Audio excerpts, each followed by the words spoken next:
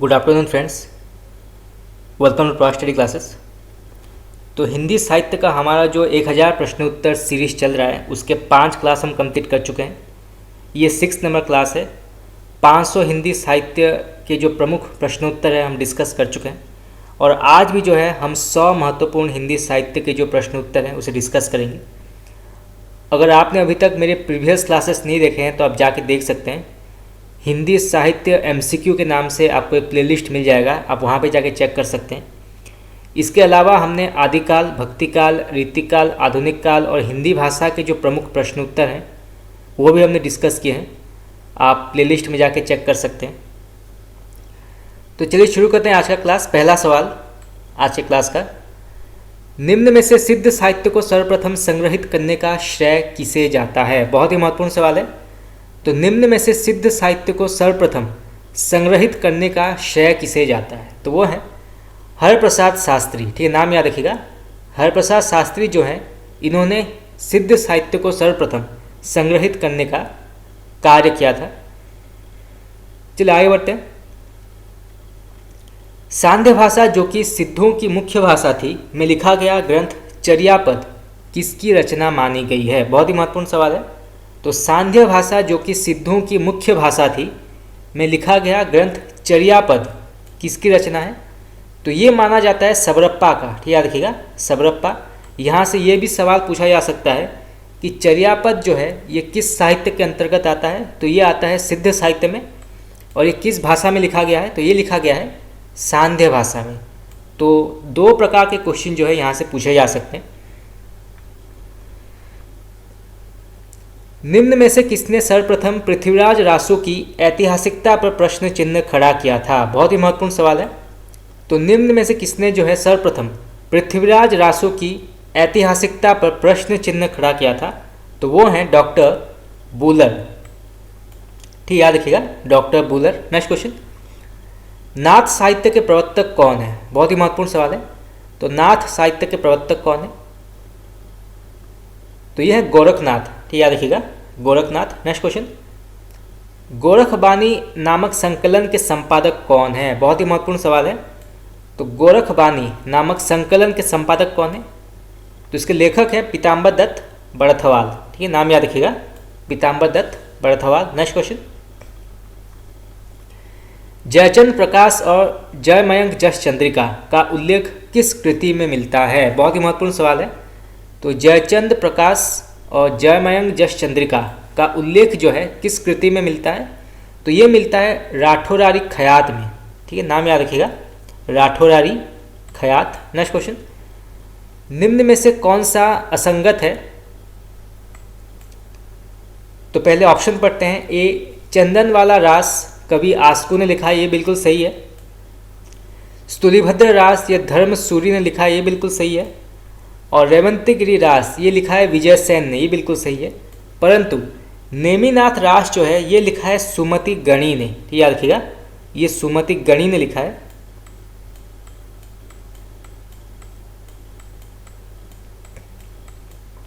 तो जो option number D है ये बिल्कुल गलत हो जाता है। निम्न में से कौन सा सत्य कथन है ये बताना है। तो पहला आता है विसलदेव रासो, ये एक प्रेम काव्य है, ये बिल्कुल सही है। फिर आता है उपदेश रसायन रास, ये एक नीति काव्य है, ये बिल्कुल सही है। और फिर आता है संदेश रासक जो कि एक प्रकार का विरह काव्य है, ये बिल्कुल सही है।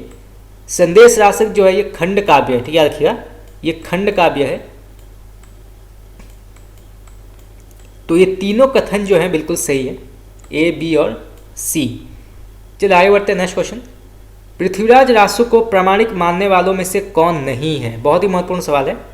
तो पृथ्वीराज रासो को प्रामाणिक मानने वालों में से कौन नहीं है? तो वो हैं मुंशी देवी प्रसाद। ठीक है, नाम याद रखिएगा, मुंशी देवी प्रसाद। नेक्स्ट क्वेश्चन, पृथ्वीराज रासो की भाषा को अपभ्रंश भाषा मानने वाले सर्वप्रथम विद्वान कौन है? बहुत ही महत्वपूर्ण सवाल है। तो पृथ्वीराज रासो की भाषा को अपभ्रंश भाषा मानने वाले सर्वप्रथम विद्वान कौन है? तो वो हैं मुनिजन विजय। ठीक है, नाम याद रखिएगा, मुनिजन विजय। नेक्स्ट क्वेश्चन, रासो साहित्य की उत्पत्ति किस प्रकार से मानी गई थी? ये जानना आवश्यक है। तो पहले आते हैं नरोत्तम स्वामी, इन्होंने माना है कि रसिक शब्द से रासो शब्द की उत्पत्ति हुई थी, ये बिल्कुल सही है। फिर आते हैं गारसादा तासी, इनका मानना है कि राजसूय या राजसु शब्द से रासो की उत्पत्ति हुई है, ये बिल्कुल सही है। और फिर आते हैं आचार्य हजारी प्रसाद द्विवेदी, इन्होंने माना है कि रासक शब्द से रासो की उत्पत्ति हुई है, ये बिल्कुल सही है। परंतु हरप्रसाद शास्त्री ने रहस्य शब्द से रासो की उत्पत्ति मानी है, ये बिल्कुल गलत है। तो डी ऑप्शन जो है बिल्कुल गलत हो जाता है, बाकी ए, बी और सी जो है बिल्कुल सही है। तो इसको आप नोट कर लीजिए, एग्जाम में पूछा जा सकता है।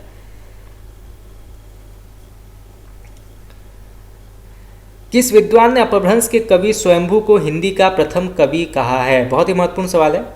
तो किस विद्वान ने जो है अपभ्रंश के कवि स्वयंभू को हिंदी का प्रथम कवि माना है? ये कई बार परीक्षा में पूछा जाता है। तो ये माना है रामकुमार वर्मा ने, ठीक याद रखिएगा, डॉक्टर रामकुमार वर्मा ने माना है। चलिए आगे बढ़ते हैं नेक्स्ट क्वेश्चन। पौमचर्यू, पौमचर्यू का विषय क्या है? बहुत ही महत्वपूर्ण सवाल है। तो पौमचर्यू का विषय है रामकथा, ठीक याद रखिएगा, रामकथा, और इसके लेखक हैं स्वयंभू।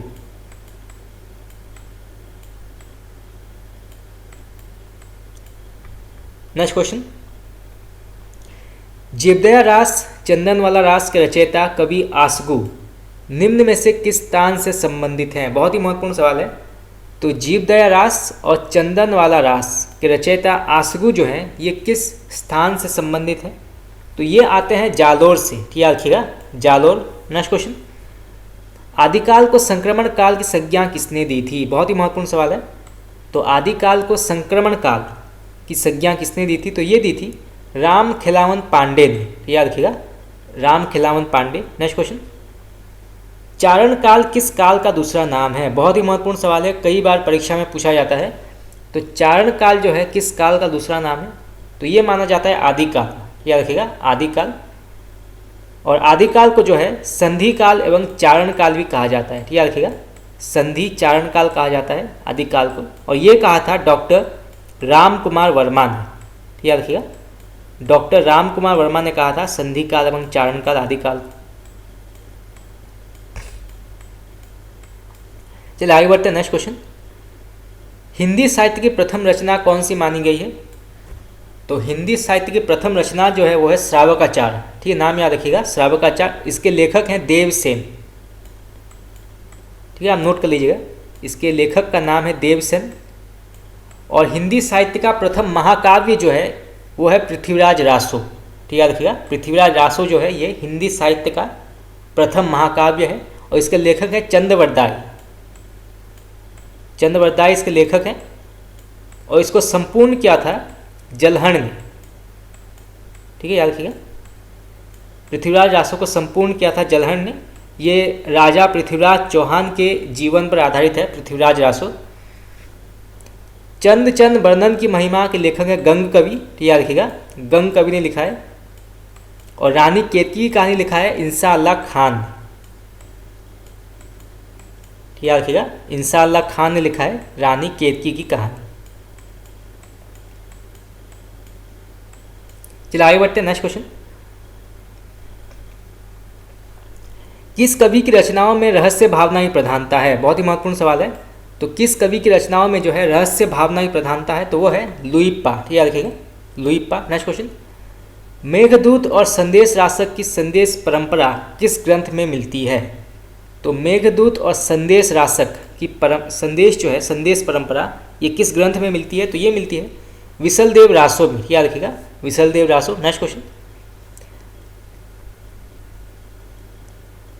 आत्मबोध रचना किसकी है? आत्मबोध, तो इसके लेखक हैं गोरखनाथ, याद रखिएगा, गोरखनाथ। Next question.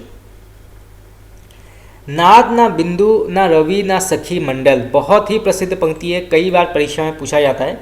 नाद ना बिंदु ना रवि ना सखी मंडल, ये पंक्ति किस कवि ने कही है? तो ये कही है सरहपा ने, याद रखिएगा, सरहपा ने ये पंक्ति कही है। तो इसको आप नोट कर लीजिए, एग्जाम में पूछा जा सकता है। पृथ्वीराज रासो के संस्करण कितने हैं? बहुत ही महत्वपूर्ण सवाल है। तो पृथ्वीराज रासो के संस्करण कितने हैं? तो ये माने गए हैं 4, ठीक याद रखिएगा, 4 माने गए हैं। Next question. आल्हा का गायन किस ऋतु में किया जाता है? बहुत ही महत्वपूर्ण सवाल है। तो आल्हा का गायन जो है ये किस ऋतु में किया जाता है? तो ये किया जाता है बरसात की ऋतु में। याद रखिएगा, बरसात ऋतु में आल्हा का गायन किया जाता है। नेक्स्ट क्वेश्चन, ग्रंथों के नाम पढ़ते हैं। पहला आता है खुमान रासो। तो खुमान रासो के लेखक हैं दलपति विजय। ठीक है, नाम याद रखिएगा, दलपति विजय। फिर पृथ्वीराज रासो, इसके लेखक हैं चंद्रवरदाई। ठीक, याद रखिएगा, चंद्रवरदाई। Next question, Parmal Raso. परमाल रासो के लेखक हैं जगनिक। ठीक, याद रखिएगा, जगनिक इसके लेखक हैं। फिर आता है विसलदेव रासो। तो विसलदेव रासो के लेखक हैं नरपति नालह। ठीक है, नाम याद रखिएगा, नरपति नालह। फिर हमीर रासो। तो हमीर रासो के लेखक हैं सारंगधर। ठीक, याद रखिएगा, सारंगधर इसके लेखक हैं। फिर आता है जयचंद्र प्रकाश। तो जयचंद्र प्रकाश लिखा है केदार भट्ट ने। ठीक है, नाम याद रखिएगा, कई बार ये परीक्षा में पूछा गया है कि जयचंद्र प्रकाश के लेखक कौन है। तो ये लिखा है केदार भट्ट ने। फिर बीजक। तो बीजक में जो है कबीर दास के दोहे संकलित हैं। याद रखिएगा, कबीर दास के दोहे संग्रहित हैं और इसके जो संकलन करता है वो है धर्मदास। ठीक, याद रखिएगा, धर्मदास इसके संकलन करता है, जो कि कबीर दास के शिष्य थे। ठीक, याद रखिएगा, कबीर दास के शिष्य थे धर्मदास, जिन्होंने बीजक का संकलन किया है। चलिए आगे बढ़ते हैं। Next question, Padmaavat. पद्मावत जो है ये लिखा है मलिक मोहम्मद जायसी ने। बहुत ही प्रसिद्ध ग्रंथ है, कई बार परीक्षा में पूछा जाता है। इसके अलावा जो है जायसी ने लिखा है अखरावट। ठीक है, नाम याद रखिएगा, अखरावट लिखा है। आखिरी कलाम लिखा है उन्होंने।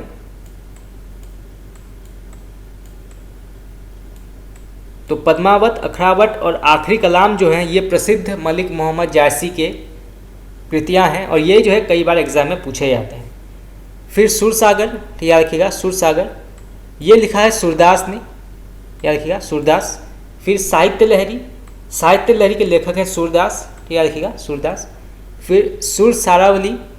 तो सुर सरावली लिखा है सूरदास ने, इसको भी आप नोट कर लीजिए, कई बार एग्जाम में पूछा जाता है। फिर रामचरितमानस। रामचरितमानस के लेखक कौन है? तुलसीदास।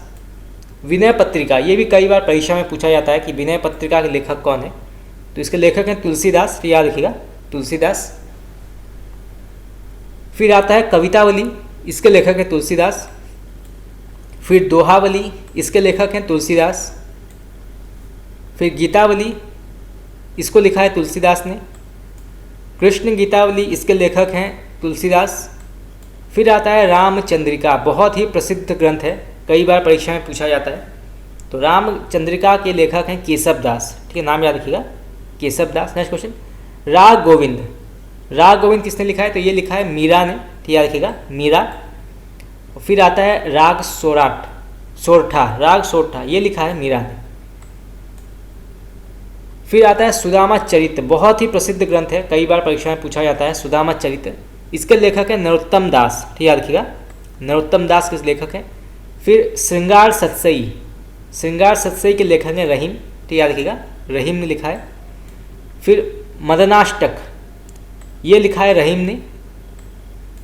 फिर आता है रास पंचाधई, ये लिखा है रहीम दास। याद रखिएगा, रहीम ने लिखा है। फिर प्रेम वाटिका, इसके लेखक हैं रसखान। याद रखिएगा, रसखान ने लिखा है। फिर सतसई, सतसई के लेखक हैं बिहारी। याद रखिएगा, बिहारी, जो कि रीतिकाल के बहुत ही प्रसिद्ध कवि थे और उन्होंने सिर्फ एक ही रचना लिखी थी, सतसई, और उस एक रचना की वजह से वो पूरे रीतिकाल में प्रसिद्ध हो गए थे। तो सतसई के लेखक हैं बिहारी। और ये जो है बिहारी, ये रीतिकाल के रीति सिद्ध कवि हैं। याद रखिएगा, ये रीति सिद्ध के अंतर्गत आते हैं। तो कई बार जो है परीक्षा में पूछा जाता है कि बिहारी जो हैं ये किस काव्य परंपरा के अंतर्गत आते हैं। तो ये जो है रीति सिद्ध परंपरा के अंतर्गत आते हैं। फिर प्रेम माधुरी, प्रेम माधुरी के लेखक हैं भारतेंदु हरिश्चंद्र। याद रखिएगा, भारतेंदु हरिश्चंद्र। फिर प्रेम फुलवारी, प्रेम फुलवारी के लेखक हैं भारतेंदु हरिश्चंद्र। और फिर सतसई श्रृंगार, सतसई श्रृंगार के लेखक हैं भारतेंदु हरिश्चंद्र। और फिर कश्मीर सुषमा, तो कश्मीर सुषमा के लेखक हैं श्रीधर पाठक। तो ये जो है महत्वपूर्ण ग्रंथों के नाम हैं हिंदी साहित्य के। चलिए आगे बढ़ते हैं। नेक्स्ट क्वेश्चन, स्मृति लेखा अज्ञा जी के किस प्रकार के निबंधों का संकलन है? बहुत ही महत्वपूर्ण सवाल है, कई बार परीक्षा में पूछा जाता है। तो स्मृति लेखा जो है अज्ञा जी के किस प्रकार के निबंधों का संकलन है? तो ये माना जाता है संस्मरणात्मक निबंध। ठीक याद रखिएगा, संस्मरणात्मक निबंध माना जाता है स्मृति लेखा। कौन तू फुलवा बीनन हारी, बहुत ही प्रसिद्ध पंक्ति है, कई बार एग्जाम में पूछा जाता है। तो कौन तू फुलवा बीनन हारी जो है किसका निबंध संग्रह माना गया है? तो ये माना गया है विद्यानिवास मिश्र का। ठीक याद रखिएगा, विद्यानिवास मिश्र का निबंध संग्रह माना गया है कौन तू फुलवा बीनन हारी। चलिए आगे बढ़ते हैं, नेक्स्ट क्वेश्चन। आत्मनेपद, आत्मनेपद के रचनाकार कौन है? बहुत ही प्रसिद्ध रचना है, कई बार एग्जाम में पूछा जाता है आत्मनेपद। तो इसके लेखक हैं अज्ञा जी। ठीक याद रखिएगा, अज्ञा जी। Next question. नए साहित्य का सौंदर्य शास्त्र, बहुत ही प्रसिद्ध काव्य निबंध संग्रह है नए साहित्य का सौंदर्य शास्त्र। तो ये किसने लिखा है? तो ये लिखा है गजानन माधव मुक्तिबोध ने। ठीक याद रखिएगा, गजानन माधव मुक्तिबोध ने लिखा है नए साहित्य का सौंदर्य शास्त्र। Next question. कौन सा कथन जो है असत्य है, आपको बताना है कौन सा कथन असत्य है। तो ऑप्शन पढ़ते हैं पहले। एक साहित्य की डायरी मुक्तिबोध का निबंध संग्रह है, ये बिल्कुल सही है। भ्रमरानंद के पत्र डॉक्टर विद्यानिवास मिश्र का निबंध संकलन है, ये बिल्कुल सही है। शब्द और स्मृति निर्मल वर्मा का निबंध संकलन है, ये बिल्कुल सही है। परंतु कला का जोखिम जो है ये हजारी प्रसाद द्विवेदी ने नहीं लिखी है। याद रखिएगा, ये हजारी प्रसाद द्विवेदी ने लिखी है, इसके लेखक हैं निर्मल वर्मा। ठीक याद रखिएगा, कला का जोखिम जो है ये लिखा है निर्मल वर्मा ने। तो उसको आप नोट कर लीजिए, एग्जाम में पूछा जा सकता है। तो कला का जोखिम के लेखक हैं निर्मल वर्मा। चलिए आगे बढ़ते हैं, नेक्स्ट क्वेश्चन। भारत में अंग्रेजी राज और मार्क्सवाद दो भागों में प्रकाशित किसका निबंध संकलन है? बहुत ही महत्वपूर्ण सवाल है। तो भारत में अंग्रेजी राज और मार्क्सवाद दो भागों में प्रकाशित किसका निबंध संकलन है? तो ये माना गया है डॉक्टर रामविलास शर्मा का। याद रखिएगा, doctor Ramvilas Sharma. Next question. विराम चिन्ह संकलन को किस लेखक ने अपना सबसे अच्छा संग्रह स्वीकार किया है? तो विराम चिन्ह जो है संकलन को किस लेखक ने अपना सबसे अच्छा संग्रह स्वीकार किया है? तो वो हैं, तो ऑप्शन पढ़ते हैं। ए विजयदेव नारायण शाही, बी निर्मल वर्मा, सी विद्यानिवास मिश्र या डी रामविलास शर्मा। तो विराम चिन्ह जो है इसके लेखक हैं रामविलास शर्मा। याद रखिएगा, डॉक्टर रामविलास शर्मा ने विराम चिन्ह संकलन को अपना सबसे अच्छा संग्रह स्वीकार किया है। तो उसको आप नोट कर लीजिए, एग्जाम में पूछा जा सकता है। Next question. काव्य भाषा और काव्योत्तर भाषा, काव्य भाषा और काव्योत्तर भाषा जो है किस लेखक का निबंध है? तो ऑप्शन पढ़ते हैं। A doctor Nagendra, B doctor Vidyaniwas Mishra, C doctor Ramvilas Sharma या डी आचार्य रामचंद्र शुक्ल। तो काव्य भाषा और काव्योत्तर भाषा जो है ये लिखा है डॉक्टर विद्यानिवास मिश्र ने। याद रखिएगा, doctor Vidyaniwas Mishra. Next question.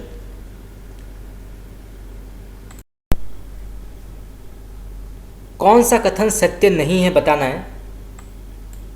तो इसमें से जो सत्य नहीं है वो है कि फिर बेतलवा डाल पर, ये जो है ये हरिशंकर परसाई ने नहीं लिखा है। तो याद रखिएगा, फिर बेतलवा डाल पर जो है ये हरिशंकर परसाई ने लिखा है, ये लिखा है विवेकी राय ने। याद रखिएगा, विवेकी राय ने लिखा है इसको। तो ये जो है बिल्कुल सही हो जाता है।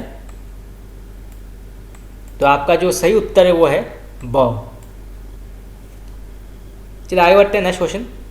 छायावाद का पतन के लेखक कौन है? बहुत ही प्रसिद्ध कथन है यह, कई बार जो है एग्जाम में पूछा जाता है कि छायावाद का पतन जो है ये किसने लिखा है? तो ऑप्शन पढ़ते हैं। ए प्रकाश चंद्र गुप्त, बी देवराज उपाध्याय, सी इलाचन जोशी या डी देवराज। तो छायावाद का पतन जो है ये लिखा है देवराज ने। ठीक याद रखिएगा, देवराज ने लिखा है, इसको आप नोट कर लीजिए, कई बार एग्जाम में पूछा जाता है। चलिए आगे बढ़ते हैं, नेक्स्ट क्वेश्चन। अनुसंधान और आलोचना, अनुसंधान और आलोचना किसके निबंधों का संकलन है? बहुत ही महत्वपूर्ण सवाल है।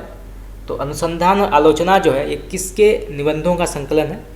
तो ऑप्शन पढ़ते हैं, A doctor Nagendra, B doctor Ramvilas Sharma, C Jaishankar Prasad या डी डॉक्टर विद्यानिवास मिश्र।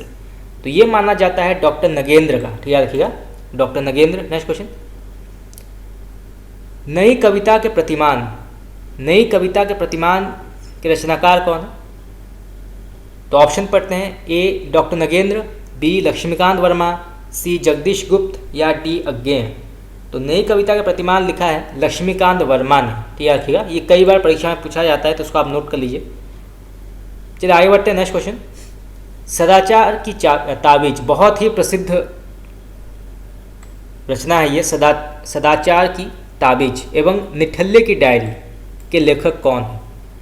तो सदाचार की ताबीज और निठल्ले की डायरी जो है किसने लिखा है? तो ऑप्शन पढ़ते हैं, ए बेचन शर्मा उग्र, बेढ़व बनारसी, हरिशंकर परसाई या शरद जोशी।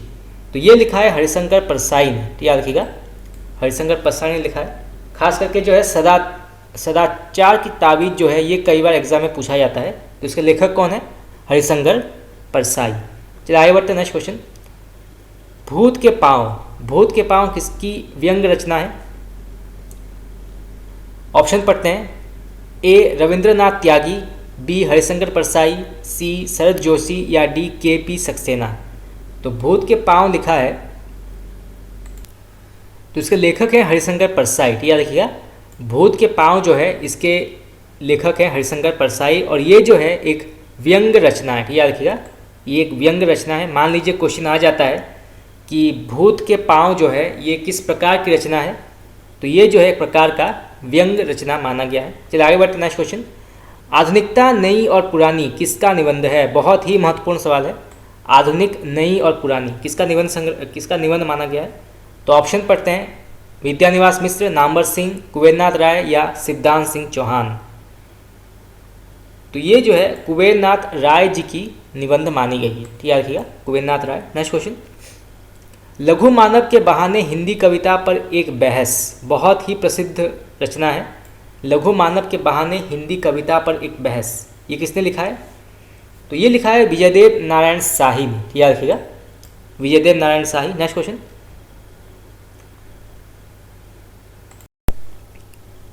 चलिए आगे बढ़ते हैं। नेक्स्ट क्वेश्चन, निम्न में से कौन सा कथन असत्य है? यहाँ पे बताना है। तो जो असत्य कथन है वो है ऑप्शन नंबर डी, प्रिया नीलकंठी जो है ये लिखा है कुबेरनाथ राय ने, याद रखिएगा कुबेरनाथ राय ने लिखा है प्रिया नीलकंठी। यहाँ पे दिया गया है कि हजारी प्रसाद द्विवेदी ने लिखा है, तो ये बिल्कुल गलत है। प्रिया नीलकंठी जो है ये लिखा है कुबेरनाथ राय ने। तो ये जो है आपका ऑप्शन नंबर डी, ये बिल्कुल सही उत्तर होगा। तो इसको आप नोट कर लीजिए, एग्जाम में पूछा जा सकता है। चलिए आगे बढ़ते हैं। नेक्स्ट क्वेश्चन, पार्थिव धर्म, पार्थिव धर्म नामक निबंध के लेखक कौन है? तो ये लिखा है विद्यानिवास मिश्र ने, याद रखिएगा विद्यानिवास मिश्र। नेक्स्ट क्वेश्चन, आस्था के चरण में डॉक्टर नगेंद्र के कुल कितने निबंध संकलित हैं? तो आस्था के चरण में जो है डॉक्टर नगेंद्र के कुल कितने निबंध जो है संकलित हैं? तो इसमें जो है टोटल 101, याद रखिएगा 101 निबंध संकलित हैं आस्था के चरण में। नेक्स्ट क्वेश्चन, श्रृंखला की कड़ियाँ, श्रृंखला की कड़ियाँ नामक निबंध संकलन किसका लिखा हुआ है? बहुत ही महत्वपूर्ण सवाल है, कई बार जो है परीक्षा में पूछा जाता है। श्रृंखला की कड़ियाँ, तो इसके लेखक है महादेवी वर्मा, याद रखिएगा महादेवी वर्मा, जो आधुनिक युग की मीरा का उपनाम मिला है महादेवी वर्मा को। तो इन्होंने लिखा है श्रृंखला की कड़ियाँ। चलिए आगे बढ़ते हैं। नेक्स्ट क्वेश्चन, साहित्य सहचर किस लेखक का निबंध संकलन है? बहुत ही महत्वपूर्ण सवाल है। तो साहित्य सहचर जो है किस लेखक का निबंध संकलन है? तो ये माना गया है आचार्य हजारी प्रसाद द्विवेदी का, याद रखिएगा आचार्य हजारी प्रसाद द्विवेदी। नेक्स्ट क्वेश्चन, साहित्य का इतिहास दर्शन, साहित्य का इतिहास दर्शन बहुत ही प्रसिद्ध कृति है, कई बार एग्जाम में पूछा गया है, बहुत ही प्रसिद्ध रचना है। तो किसके लेखक कौन है? तो ये लिखा है नलिन विलोचन शर्मा ने, याद रखिएगा नलिन विलोचन शर्मा ने लिखा है साहित्य का इतिहास दर्शन। नेक्स्ट क्वेश्चन, श्रद्धा और प्रेम के योग का नाम भक्ति है, बहुत ही प्रसिद्ध पंक्ति है, कई बार परीक्षा में पूछा जाता है। श्रद्धा और प्रेम के योग का नाम भक्ति है, ये किस लेखक का कथन है? तो ये कहा है आचार्य हजारी प्रसाद द्विवेदी ने, याद रखिएगा आचार्य हजारी प्रसाद द्विवेदी ने कहा है श्रद्धा और प्रेम के योग का नाम भक्ति है। चलिए आगे बढ़ते हैं नेक्स्ट क्वेश्चन। कौन सी कृति जो है हरे कृष्ण प्रेमी की नहीं है? बहुत ही महत्वपूर्ण सवाल है। तो कौन सी कृति जो है हरि कृष्ण प्रेमी की नहीं है? तो सिंदूर की होली जो है ये हरे कृष्ण प्रेमी ने नहीं लिखी है, तो इसको आप नोट कर लीजिए, एग्जाम में पूछा जा सकता है। चलिए आगे बढ़ते हैं नेक्स्ट क्वेश्चन। प्रसाद जी का अंतिम नाटक कौन सा है? बहुत ही महत्वपूर्ण सवाल है। तो प्रसाद जी का अंतिम नाटक जो है वो है ध्रुव स्वामिनी। तो याद रखिएगा, ध्रुव स्वामिनी जो है प्रसाद जी का अंतिम नाटक माना गया है। Next question. चार बेचारे, चार बेचारे किस नाटककार की कृति है? बहुत ही महत्वपूर्ण सवाल है। तो चार बेचारे जो है ये माना गया है पांड्य बेचन शर्मा उग्र का। ठीक है, रखिएगा, पांड्य बेचन शर्मा उग्र की रचना मानी गई है चार बेचारे। इनका उपनाम आप नोट कर लीजिए, कई बार जो है परीक्षा में पूछा जाता है कि उग्र किस साहित्यकार का उपनाम है, तो ये जो है पांड्य बेचन शर्मा उग्र का उपनाम माना गया है। Next question. सेठ गोविंद दास किस काल के नाटककार हैं? बहुत ही महत्वपूर्ण सवाल है। तो सेठ गोविंद दास जो है वो किस काल का नाटककार है? तो ये माने गए हैं प्रसाद युग के। ठीक है, रखिएगा, प्रसाद युग। Next question. गरुड़ ध्वज इनमें से किस नाटककार की कृति है? गरुड़ ध्वज तो ये मानी गई है लक्ष्मी नारायण लाल की। ठीक है, लक्ष्मी नारायण वर्मा की रचना मानी गई है गरुड़ ध्वज। ठीक है, रखिएगा, लक्ष्मी नारायण वर्मा की। चलिए आगे बढ़ते हैं नेक्स्ट क्वेश्चन। नारी समस्या को इनमें से किस नाटककार ने अपने नाटकों में स्थान दिया है? बहुत ही महत्वपूर्ण सवाल है। तो नारी समस्या को इनमें से किस नाटककार ने अपने नाटकों में स्थान दिया है? तो वो हैं लक्ष्मी नारायण मिश्र। ठीक है, नाम याद रखिएगा, लक्ष्मी नारायण मिश्र। कई बार ये परीक्षा में पूछा गया है, तो इसको आप नोट कर लीजिए। चलिए आगे बढ़ते हैं नेक्स्ट क्वेश्चन। भारतेंदु जी का अंधेर नगरी इनमें से किस वर्ग का नाटक है? बहुत ही महत्वपूर्ण सवाल है। ये कई बार जो है यूजीसी नेट में पूछा गया है, और साथ ही साथ और भी बहुत सारे जो कॉम्पिटेटिव एग्जाम है उसमें भी पूछा गया है कि अंधेर नगरी जो है ये किस वर्ग का नाटक है? तो ये माना जाता है प्रहसन। ठीक, याद रखिएगा, प्रहसन माना जाता है अंधेर नगरी। आवारा मसीहा किस उपन्यासकार की जीवनी है? बहुत ही महत्वपूर्ण सवाल है। तो आवारा मसीहा जो है किस उपन्यासकार की जीवनी है? तो ये मानी गई है शरद चंद्र की। ठीक है, रखिएगा, शरद चंद्र के जीवन पर आधारित है आवारा मसीहा, परंतु इसके लेखक हैं विष्णु प्रभाकर। ठीक है, रखिएगा, आवारा मसीहा के लेखक हैं विष्णु प्रभाकर, और ये जो है शरद चंद्र के जीवन पर आधारित है आवारा मसीहा। Next question. सत्य के प्रयोग किसकी आत्मकथा है? बहुत ही महत्वपूर्ण सवाल है। सत्य के प्रयोग तो ये मानी गई है महात्मा गांधी की। ठीक है, याद रखिएगा, महात्मा गांधी। Next question. चलिए आगे बढ़ते नेक्स्ट क्वेश्चन। कुछ आप बीती कुछ जग बीती, बहुत ही प्रसिद्ध रचना है। कुछ आप बीती कुछ जग बीती किस विधा की रचना है? तो इसका साहित्यिक रूप क्या है? कुछ आप बीती कुछ जग बीती, तो ये जो है आत्मकथा मानी गई है। ठीक है, याद रखिएगा, आत्मकथा मानी गई है। Next question. कलम का सिपाही के लेखक कौन है? बहुत ही महत्वपूर्ण सवाल है। कलम का सिपाही तो ये लिखा है अमृत राय ने। ठीक है, याद रखिएगा, अमृत राय। अमृत राय जो हैं वो मुंशी प्रेमचंद जी के पुत्र हैं, और ये जो है कलम का सिपाही ये मुंशी प्रेमचंद के जीवन पर आधारित है। याद रखिएगा, ये मुंशी प्रेमचंद के जीवन पर आधारित है, और इसके लेखक हैं अमृत राय। और प्रेमचंद घर में, ये भी आप याद कर लीजिए, प्रेमचंद घर में जो है ये लिखा है शिवरानी देवी ने। ये कई बार जो है एग्जाम में पूछा जाता है कि प्रेमचंद घर में जो है कि लेखक कौन है? तो ये लिखा है शिवरानी देवी ने। ठीक है, रखिएगा। चलिए आगे बढ़ते हैं नेक्स्ट क्वेश्चन। पंत की जीवनी इनमें से किसने लिखी है? बहुत ही महत्वपूर्ण सवाल है। तो पंत की जीवनी जो है इनमें से किसने लिखी है? तो ये जो है डॉक्टर शांति जोशी। ठीक है, याद रखिएगा, डॉक्टर शांति जोशी ने लिखी है। चलिए आगे बढ़ते नेक्स्ट क्वेश्चन। प्रेमचंद की जीवनी किस नाम से लिखी गई है? तो ये लिखी गई है कलम का सिपाही के नाम से। ठीक है, रखिएगा, कलम का सिपाही। Next question. रसीदी टिकट इनमें से किसकी आत्मकथा है? रसीदी टिकट तो ये मानी गई है अमृत राय की। ठीक है, रखिएगा, अमृत राय। Next question. मनीषी की लोक यात्रा, मनीषी की लोक यात्रा जो है किस विधा की रचना है? तो ये मानी गई है जीवनी। ठीक है, रखिएगा, जीवनी विधा मानी गई है मनीषी की लोक यात्रा। Next question. कौन सी रचना आत्मकथा नहीं है? बहुत ही महत्वपूर्ण सवाल है। तो कौन सी रचना जो है वो आत्मकथा नहीं है? तो ये जो है आवारा मसीहा, याद रखिएगा, आवारा मसीहा जो है ये आत्मकथा नहीं है। बाकी सत्य का प्रयोग ये आत्मकथा है, क्या भूलूं क्या याद करूं ये भी आत्मकथा है, और मेरी असफलताएं जो है ये भी आत्मकथा है। परंतु आवारा मसीहा जो है ये एक जीवनी है, याद रखिएगा, आवारा मसीहा जो है ये एक जीवनी है। तो उसको आप नोट कर लीजिए, एग्जाम में पूछा जा सकता है। आवारा मसीहा जो है जीवनी है, बाकी सत्य का प्रयोग जो है आत्मकथा है, क्या भूलूं क्या याद करूं ये भी आत्मकथा है, और मेरी असफलताएं जो है ये भी आत्मकथा है। परंतु आवारा मसीहा जो है एक जीवनी है और इसके लेखक हैं विष्णु प्रभाकर। चलिए आगे बढ़ते हैं नेक्स्ट क्वेश्चन। कौन सी रचना जीवनी नहीं है? तो कौन सी रचना जो जीवनी नहीं है? तो ये जो है प्रवासी की डायरी, ये जो है एक जीवनी नहीं है। तो उसको आप नोट कर लीजिए, एग्जाम में पूछा जा सकता है। नेक्स्ट क्वेश्चन, कौन सी कृति उपेंद्रनाथ अश्क की नहीं है? तो क्रांतिकारी जो है ये उपेंद्रनाथ अश्क ने नहीं लिखी है। कबीरा खड़ा बाजार में नाटक के रचयिता का नाम क्या है? बहुत ही प्रसिद्ध नाटक है और बहुत सारे परीक्षाओं के सिलेबस में ये नाटक है, आवारा कबीरा खड़ा बाजार में। तो कबीरा खड़ा बाजार में जो है इसके लेखक हैं भीष्म साहनी, याद रखिएगा, भीष्म साहनी।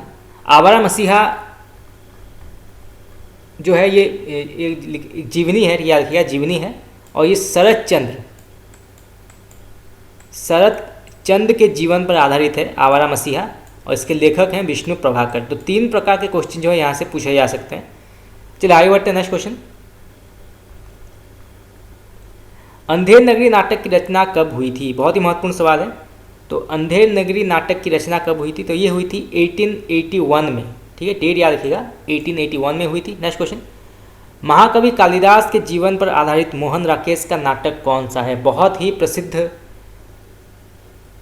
रचना का नाम है, नाटक का नाम है, तो वो है आषाढ़ का एक दिन, याद रखिएगा, आषाढ़ का एक दिन जो है ये महाकवि कालिदास के जीवन पर आधारित मोहन राकेश का बहुत ही लोकप्रिय और प्रसिद्ध नाटक है। चलिए आगे बढ़ते हैं नेक्स्ट क्वेश्चन। इनमें से कौन सा नाटक उपेंद्रनाथ अश्क का है?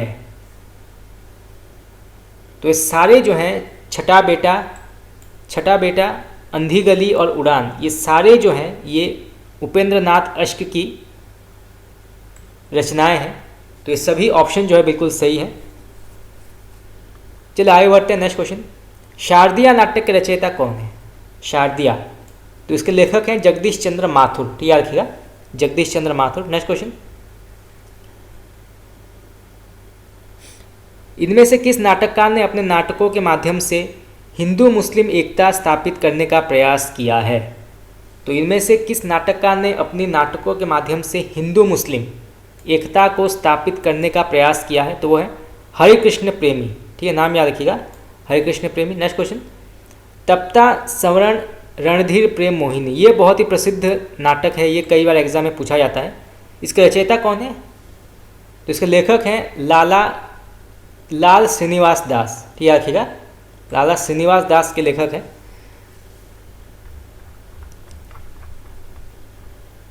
तो फ्रेंड्स आज के लिए इतना ही।